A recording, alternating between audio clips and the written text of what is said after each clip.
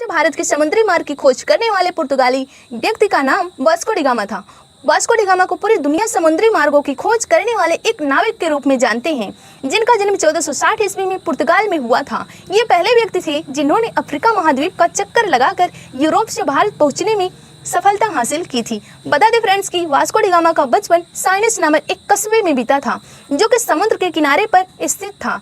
उनके पिताजी को राजशाही द्वारा नाइट की उपाधि मिली हुई थी और वो एक खोजी नाविक थे। देखते देखते वास्को डी गामा ने भी आगे चलकर अपने पिताजी का ही व्यवसाय चुना और वो भी समुद्र में यात्रा के लिए जा रहे जहाज़ों के कमान संभालने लगे। भारत के मसाले यूरोप में बहुत ही ज़्यादा लोकप्रिय थी, लेकिन उस समय यूरोप वासियों को जिस इकलौते रास्ते के बारे में पता था वह जमीन से होकर जाता था। यह रास्ता राजनीतिक मुश्किलों से भरा होने के साथ साथ काफ़ी खर्चीला और खतरनाक भी था।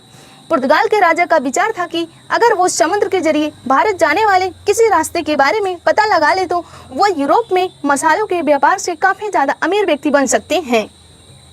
उस समय समुद्र के जरिए यूरोप से भारत पहुंचने का विचार एक अन्य पुर्तगाली खोजी जिनका नाम था बार्टोलोमियो डियाज। उन्होंने केप हॉप गुड होप की खोज की थी, जो कि अफ्रीका महाद्वीप के बिल्कुल दक्षिण में स्थित समुद्र तट पर बसा एक स्थान था।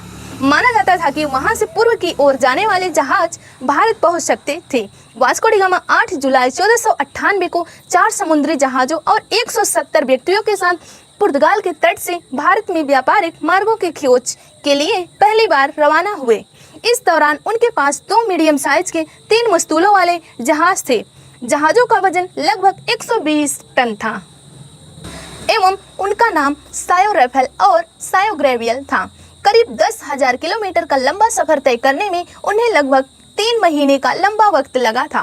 पहले वो दक्षिण की तरफ केप हॉप गुड होप की तरफ गए और 22 नवंबर को वहां पहुंच गए। इसके बाद वो अफ्रीका के तट के साथ साथ उत्तर की ओर बढ़े और रास्ते में व्यापारिक बंदरगाहों पर पड़ाव डालते गए।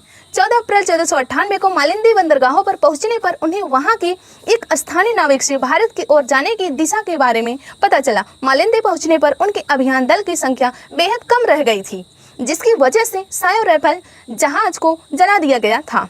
इसके बाद मानसून हवाओं की सहायता से वास्को डी गामा का खेमा भारत की ओर चल पड़ा और 20 मई 1498 को भारत के केरल राज्य के कालीकट नामक स्थान पर उन्होंने अपना कदम रखा। इस तरह से वास्को डी गामा को भारत पहुंचने में लगभग 10 महीने का समय लगा।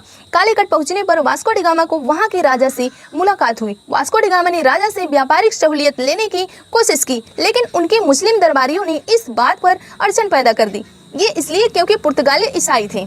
अगस्त 1498 में वास्को डी गामा ने अपने देश की ओर वापसी का रास्ता पकड़ लिया, लेकिन विपरीत मौसम की वजह से उनके दल के अधिक से ज्यादा लोग बीमारियों की वजह से मारे गए थे।